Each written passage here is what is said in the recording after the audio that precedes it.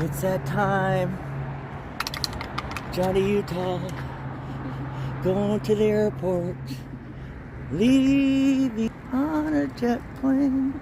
Don't know when she'll be back again. Here's a little Joshua Tree vehicle. We look like total tourists when we're going through Joshua Tree. That was super sad.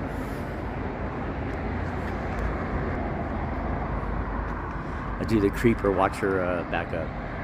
No, I can't do that. I'm sad. So, Johnny Utah just drove away to the airport. Okay. Yeah, that was really depressing. Saying bye to Johnny Utah. You get really close with somebody when you spend 36 hours. I mean, 36 hours. The last like 5 days with somebody. And especially on trail, you get really close. And that was a sad goodbye. Anyways, one thing I don't think I explained. I did actually. I know I didn't give you the whole story.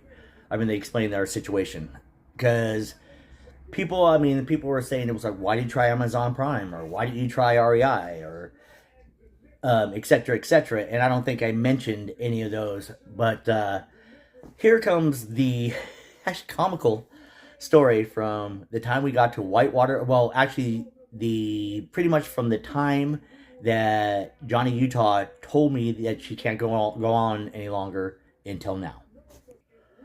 Okay, probably about 8:30 p.m. on Friday. It's when Johnny made the decision that she couldn't walk anymore. Uh, After us talking for a little bit, it was decided we'd walk her out the next day, and two PCT hikers, one injured at the Whitewater Preserve. We figured we had no problem getting a ride out, or calling an Uber or calling a taxi. And also, when my family got there, five PCT hikers who'd been on the trail for a couple hundred miles also said, "Oh yeah, that'd be no problem, getting a ride out of there and getting hooked up with ice axe and a Garmin in the Palm Desert area. Figured that would always be no problem." Of course, nobody had service at this time, and there was no service at Whitewater, so none of us knew how giant of a problem that actually is. Actually, giant of a problem getting from Palm Desert to Big Bear is not easy. We'll get to that. So, on the hike in, we were getting intermittent 5G in service. So we thought, no problem, we're hiking out. This is now the next morning at about 7:30, 8 o'clock. We're hiking out and waiting to get service. Got on the flat, because you're down in the canyon where the Whitewater Creek is. It's really hard to get service there. And we thought for sure once we got to the preserve, they'd have a cell tower there and we get service. And of course, we get there and no, they did not have service. But there were two rangers out in front of the visitor center organizing a volunteer day. And like everybody has been to PCT hikers all for the last 200 miles, they were extremely friendly, extremely accommodating, and probably broke some rules just for us. One rule they cannot break is let us use their Wi-Fi. They said we cannot do that. They had a problem before, so they could not let anybody use the Wi-Fi. Again, if we would have used the Wi-Fi, we immediately saw that there would have been a huge problem in our plans, and probably would have rerouted our plans then. So, anyways, the Rangers use it. They go on their Wi-Fi. They write down 3 taxi cab companies for us to call. Give us their landline. Let us use the landline, and we call for a taxi. And it gets there a half hour later, picks us up, and he let us know it's going to be a while, at least probably 10, 15 miles into the ride before we get service again. And so as soon as we hear our phones go crazy, boom, boom, boom, getting the notifications. Oh, great, we have service. And both of us picked up our phones, and we weren't concerned, and Johnny Utah wasn't concerned about getting a hotel or worried about our flight, because that wasn't going to be a problem. Get back to that. We were concerned about finding me an ice axe and a Garmin or a Spot or a satellite or any kind of emergency beacon device. And we Google where the closest REIs are, and these are the 3 closest REIs coming up.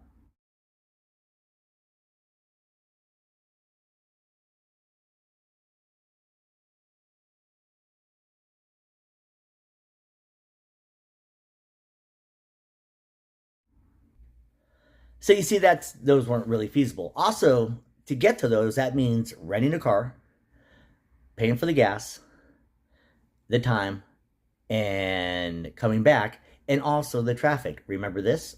One thing I do not miss about California is that is gross. So, and then one thing, we even started, then we went to Amazon Prime and saw how long it would take to get a Garmin and a ice axe delivered to where we are in Palm Desert. And the soonest possible time was March 31st. A Wednesday was close to get both those items. I actually think might have got the spot on Tuesday, but regardless, the quickest to get the ice axe, which is the most important thing I needed, was Wednesday. So I almost paused that. Wait, yeah, I'll pause it. So, so I already have an ice axe in Fresno at my mom's house. That way, I should have, and I made stupidly, I should have had that sent to Idlewild. I don't know why I didn't, but I didn't have my family send it to Idlewild. So I called my brother, tell him the situation, and say, hey, can you see how much it is, or what's the situation for the ice axe to have it FedExed here?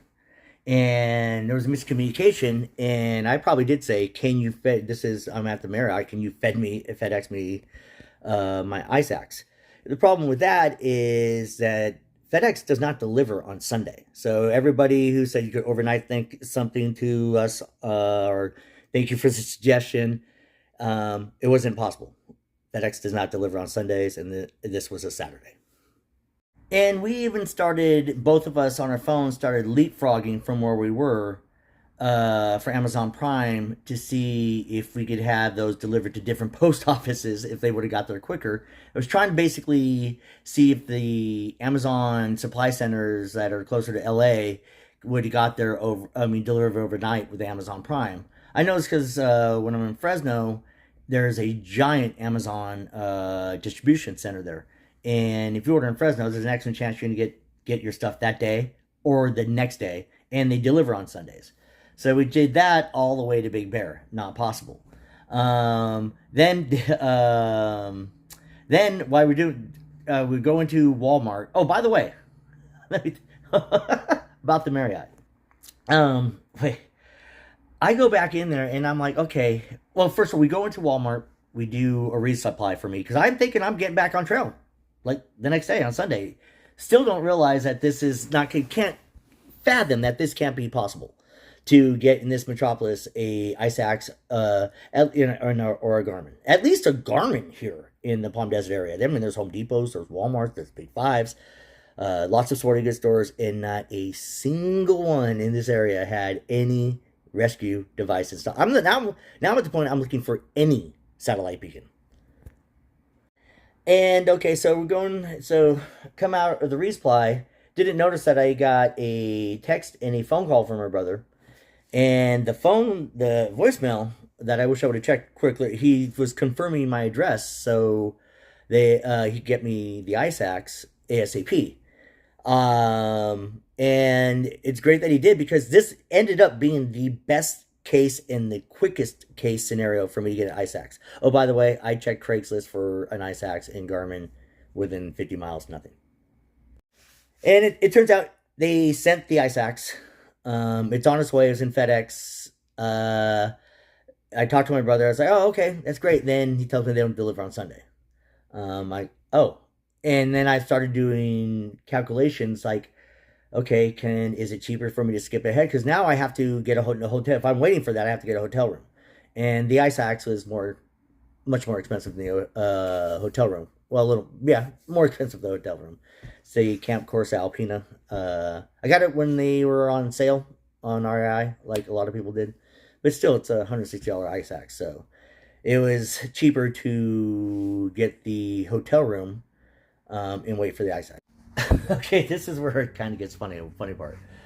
So we're actually not able to check in to the Marriott at all this on Saturday.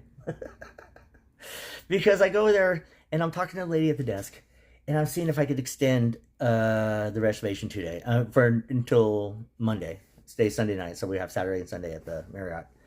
And oh, by the way, the reason why we had to stay at the Marriott, wait for this, that I haven't told you guys this, and some of you might already know because you're on it or your kids are on it.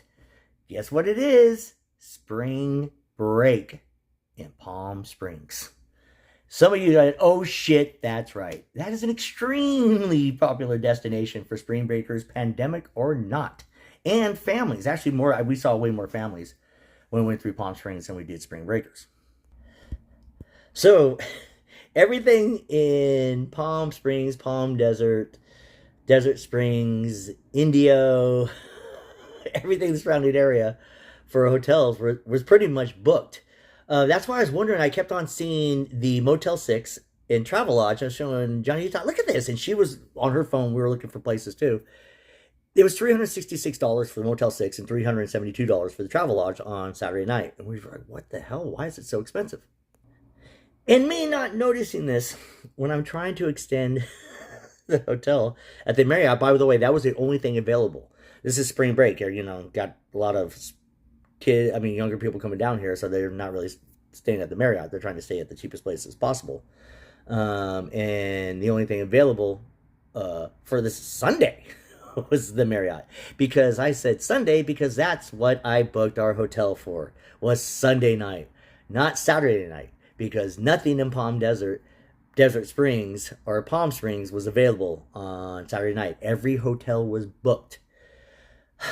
So she's like, sir, you can't stay here tonight at all. But what she did do for the next day, because she was super nice enough to do that, gave me Uber discounts. So ended up getting the room really cheap for last night. So now I'm like, oh my goodness. I go out there, I tell Johnny, Utah, I say, hey, we don't, and by the way, at this point, we still don't know it's spring break.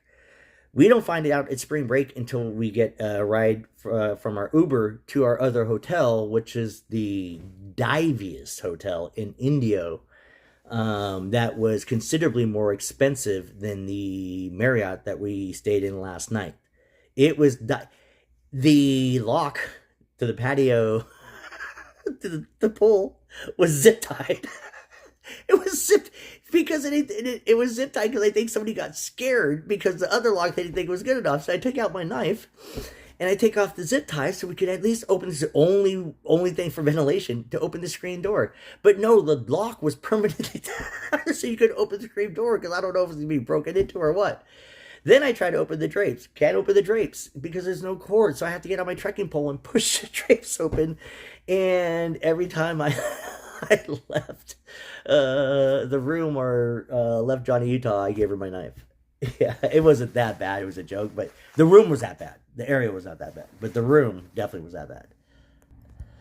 And yeah, and then so when our Uber driver picked us up, we were just telling her our situation. Like, just, my goodness, is it? I mean, I know Palm Springs is busy on a pleasant. It was in the mid 80s here in Palm Springs this weekend. It was a beautiful weekend, so I know it'd be busy anyways.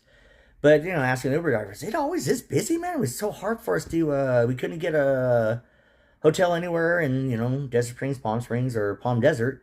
So I was going out to Indio, which is, our Uber ride was a $50 Uber. That was the closest hotel available. And he goes, oh yeah, it's tough because it's spring break. And we're going, oh my God, that. And then it's like, it made so much sense why on Saturday, we tried to get a rental car. None. Well, we could have got a rental car, but there were $312 for an economy for the day on Saturday. The next day, the rental car that we ended up getting was really nice. What was it, a Hyundai Kona, whatever? Really nice little car. We ended up getting that for, I think, $100 for the day. And still, that was if we're going to have that for the day and we're here, we went to Joshua Tree. And that was on Johnny Utah. That was fun. And didn't have to worry about going anywhere else because I'm waiting on my ice axe, and still haven't given up hope that I'd find a Garmin. Yeah, so as you know, I'm going to try to about the Garmin. I'm going to try to find a Garmin or a satellite device on the Uber ride on the way to Cedar Glen Malt Shop. But so far, I'm no luck. I'm looking in San Bernardino for anything in stock. I mean, because that's the biggest city we go through, and that's a pretty big city or area.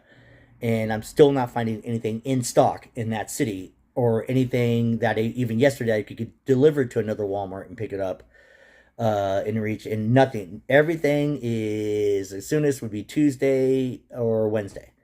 Okay, wow, this is like a 15-minute video right now, so I'll try to wrap this up. All right, so there's an app that's called Rome to Rio. A lot of us use. I've used it for years, especially when I'm traveling in Europe. And it gives you every option available from point A to point B, and extremely accurate with directions and exactly how to get to where you're going. Well, this is what it was initially. If I would have went to Big Bear, this is what would have happened.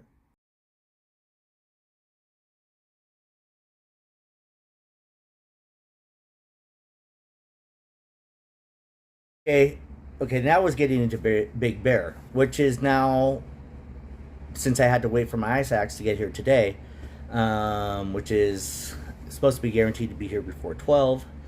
Um, that wasn't an option anymore. Now my next option is looking at getting to Cedar Glen Malt Shop, which is actually a little bit easier, believe it or not.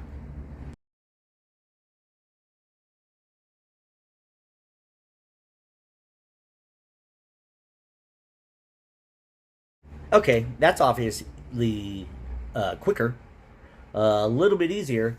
But then I looked into Uber, and here's Uber.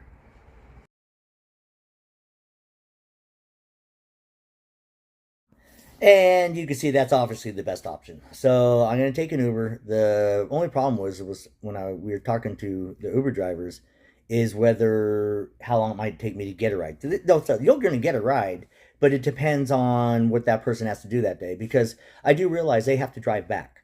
And let's say if they have their other job, and they have to be there, they might not be able to do it. But I need somebody who has 4 hours of open time for their day to do that for Uber.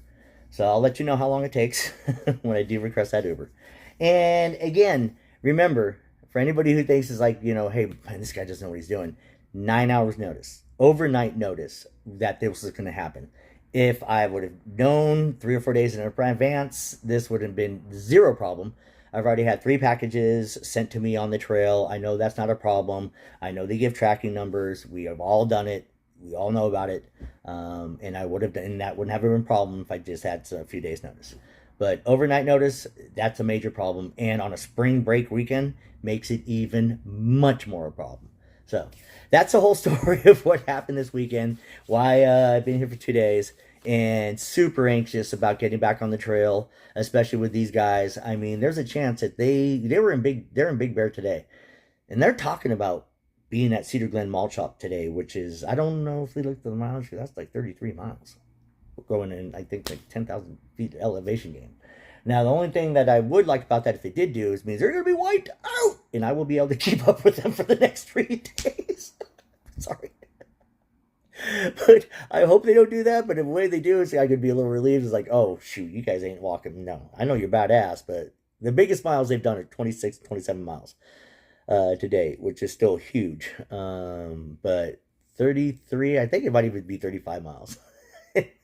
Yeah, if they do that, I'm going to have no problem keeping up with them this stretch and be able to acclimate to them. All right. Sorry for the long video and explanation.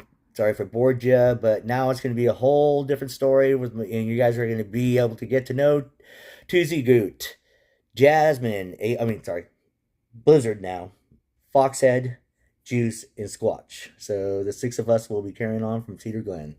Thanks, guys.